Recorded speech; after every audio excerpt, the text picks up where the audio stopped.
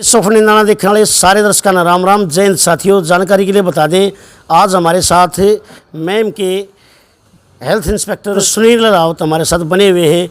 हमारे समाज में जो है लगातार नशे की जो है लत युवाओं में ख़ास तौर पर जो है लगातार बढ़ती जा रही है और उसी पर बात करने के लिए हमारे साथ डॉक्टर जी बने हुए हैं।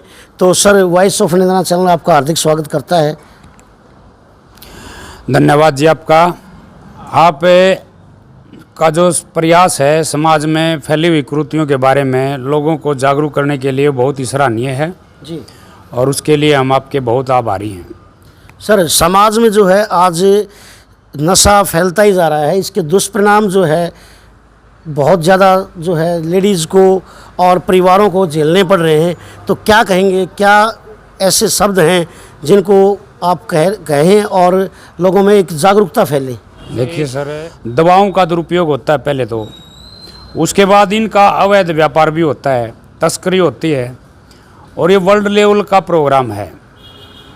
26 जून को अंतर्राष्ट्रीय मादक द्रव्य विरोधी और उसकी तस्करी के खिलाफ संयुक्त राष्ट्र महासभा ने इस अभियान की शुरुआत की थी। जी जी।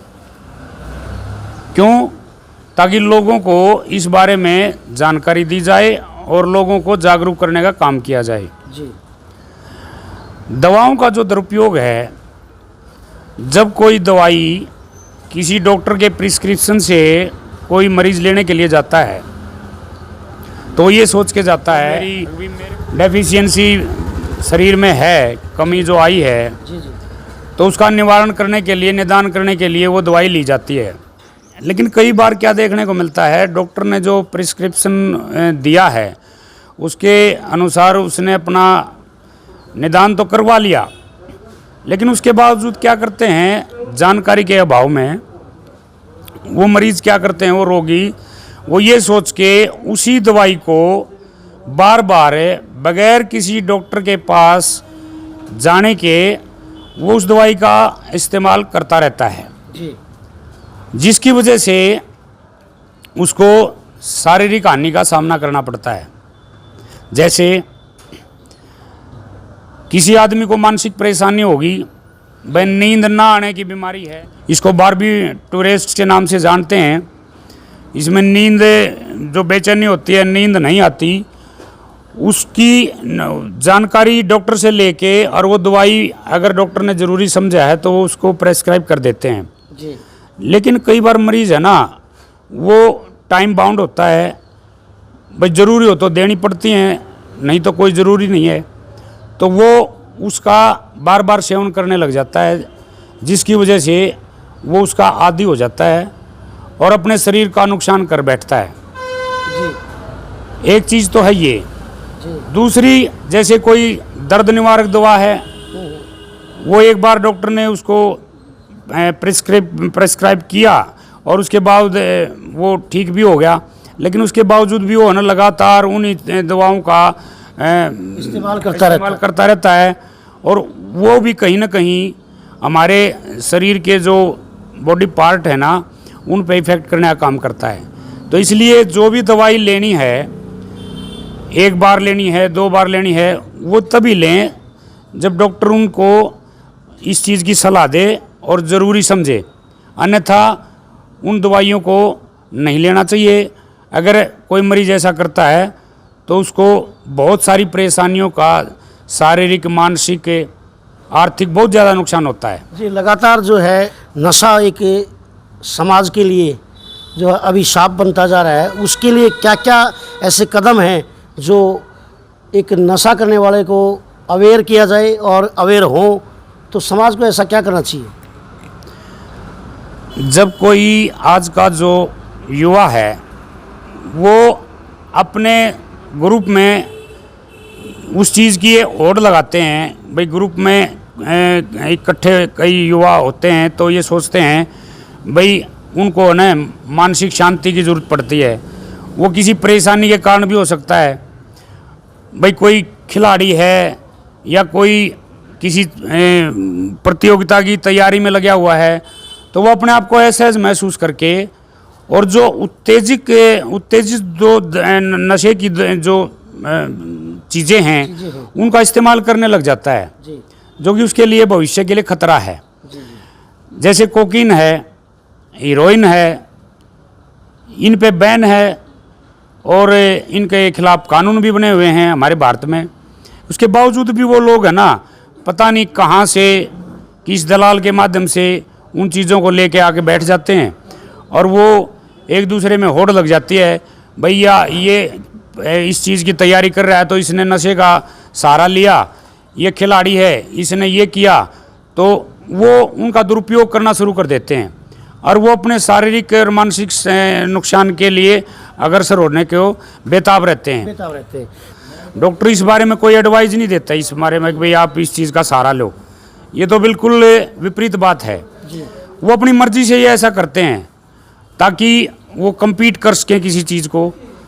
तो जो हमारे जो दिमाग में डोपामाइन न्यूरोमोड्यूलेटर होता है, मॉलिक्यूल होता है वो, और उसको अपने दिमाग में उसको खुशी को बढ़ाने के लिए उसकी सहनशीलता बढ़ जाती है और वो इंजेक्टेबल के रूप में या अपने मुंह के द्वारा या नाक के द्वारा जो नशीली दवाएं हैं जैसे हीरोइन है, कोकीन है, इस तरह की जो दवाई हैं उनका सेवन वो करते हैं। जी और जब कोई, जैसे हीरोइन सबसे खतरनाक है, इसमें इसको नसों की रानी भी कहा जाता है, तो वो जब ली जाती है किसी के युवा के द्वारा या किसी भी उम्र आदमी के द्वारा या महिला के द्वारा, तो वो उसमें उसकी जो मात्रा है डोपामाइन की वो मतलब डबल उसमें चला जाता है, 200% के लगभग उसको इनक्रेज करता है और वो इतना रिलैक्स फील करता है, वो बंदा खुशी महसूस करता है कि भाई मेरे को तो है ना सभी चीज़ें हैं ना बिल्कुल अच्छी लगती हैं उसको। अच्छा, तो सर सबसे पहले नशा करने वाला जो व्यक्ति होता है वो सबसे पहले शौक में करता है, चाहे वो बीड़ी ले लो, सिगरेट ले लो, हुक्का ले लो, तंबाकू ले लो, शराब ले लो या गांजा ले लो या कोई भी नशा है, वो शुरुआत में ये बात कहाँ तक सार्थक है, कहाँ तक सही कह रहा हूँ? बिल्कुल है। जब हम उम्र लोग इकट्ठा होते हैं तो वो इसको अपने शौक के रूप में इस्तेमाल करते हैं, तब उन्हें ये नहीं पता चलता कि भाई ये जो चीज़ आप करने जा रहे हो इसमें भविष्य में उसका क्या परिणाम निकलने वाला है। जब ये चीज़ें इस्तेमाल की जाती हैं ना तब बड़ा धीरे धीरे वो आदी हो जाता है। बिल्कुल बिल्कुल हैबिचुअल हो जाता है और उसका रिजल्ट बहुत भयानक निकलता है। जी उसमें परिवार को और समाज को तब पता चलता है जब वो उस नशे की जकड़न में पूरी तरह से आ चुका होता है, तब वो कोशिश करने लगते हैं, तो उसमें उसको वापस लेके आना बहुत बड़ी बात है, बहुत मेहनत करनी पड़ती सर, है। अंत में जो है हमारे युवाओं को आप क्या संदेश देना चाहेंगे जो कि इस चीज़ से बचा जा सके, नशे से बचा जा सके?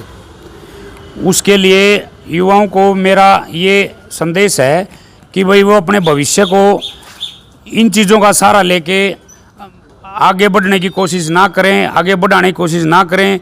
अगर भाई इन चीज़ों का इस्तेमाल करने से उनका जो परिणाम चाहते हैं अपने जीवन में वो बहुत अच्छा निकलेगा।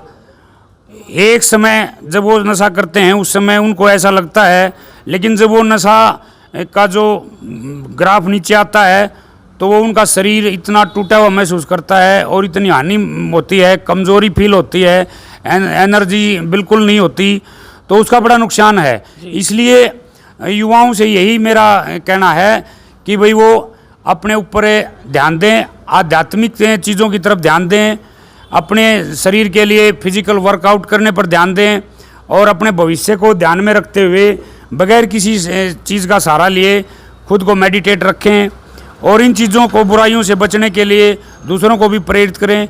और इसमें सबसे बड़ा जो सहयोग है वो परिवार का होता है। इसमें परिवार की सहभागिता, सहयोग और सजगता बहुत ही ज़रूरी है। जो परिवार ये सोच के आज भाई हमारा बच्चा तो इन चीज़ों की तरफ बिल्कुल भी नहीं जा सकता, अति आत्मविश्वास की बात है ये, तो ये वो गलतफहमी में है। तो मैं ये परिवारों से भी ये निवेदन करना चाहता हूँ कि भाई जिसके यहाँ भी, जो भी परिवार है जिसके यहाँ नौजवान बच्चे हैं या किशोरावस्था से के उम्र के हैं, उनसे निवेदन है कि वे अपने बच्चों को विश्वास करें, लेकिन उन पे नज़र बनाए रखें, सचेत रहें। पता नहीं कब किसी के चुंगल में, किसी के संपर्क में आने से इस बुराई का आपके घर में प्रवेश हो सकता है। और दूसरी बात यह है कि भी सरकार के जो प्रयास हैं बहुत सराहनीय हैं। उसके लिए कानून भी बना हुआ है हमारे देश में, और कानून कोई सख्त कानून है। उस कानून को कुछ छोटे किस्म के लोग जो दलाली करते हैं, जो इसका व्यापार करते हैं, उनकी जानकारी ना होने की वजह से वो हमारे रूट ग्रास लेवल तक जो हमारा युवा है वहाँ पहुँचाने का काम करते हैं। वो चोरी छिपे करते हैं, लेकिन जब सरकार की नज़र में आ जाते हैं तो उनको जेल में डाला जाता है। अगर इस चीज़ को रोकना है, इस नशे के व्यापार को रोकना है, अवैध दवाओं के प्रयोग को, दुरुपयोग को रोकना है, तो समाज को और प्रशासन को एक आपसी तालमेल करके दोनों को मिलके, और जो भी नशे का प्रयास करने होंगे, और जो नशे का व्यापार करने की कोशिश करता है उसकी सूचना भी प्रशासन को देना इस आम जनमानस की जिम्मेवारी है। और तभी इन चीज़ों से छुटकारा मिल सकता है। नहीं तो इतना विकराल रूप धारण कर चुका है कि भाई, क्योंकि कंपटीशन की भावना है आजकल देश में, तो इसमें है ना बच्चे है ना किसी भी तरह से परिणाम ये सोचते हैं कि उसके पक्ष में आए, और उसके लिए चाहे वो किसी नशे का सहारा लें या किसी और का सहारा लें।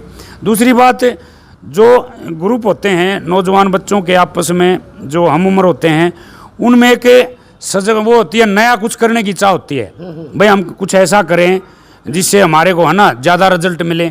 ये रिजल्ट नहीं मिलने वाली बात, ये तो बिल्कुल आपको अंधेरे में धकेलने वाली बात है। तो इनसे सचेत रहने की ज़रूरत है, जागरूक होने की ज़रूरत है। और यही बात है कि इसमें नौजवान अपना रास्ता ना भटकें। समाज की भी जिम्मेवारी है, प्रशासन की भी जिम्मेवारी है, सरकार की भी जिम्मेवारी है कि भी ये सारे मिलके और इस बुराई को ख़त्म करने का प्रयास करें। तो ये थे हमारे साथ डॉक्टर सुनील कुमार एलावत जी, जो कि महम सिविल हॉस्पिटल में जो है हेल्थ इंस्पेक्टर के रूप में काम कर रहे हैं, और लगातार जो है फील्ड में रहते हुए लोगों को नशे से अवेयर होने के लिए, यानी बचाव करने के लिए, उसके नुकसान बताने के लिए लोगों को जो है जागरूक करते रहते हैं। तो आपका बहुत बहुत धन्यवाद, जो इतनी फ्रूटफुल जानकारी हमारे दर्शक साथियों को आज आपने दी, उसके लिए आपका बहुत बहुत धन्यवाद।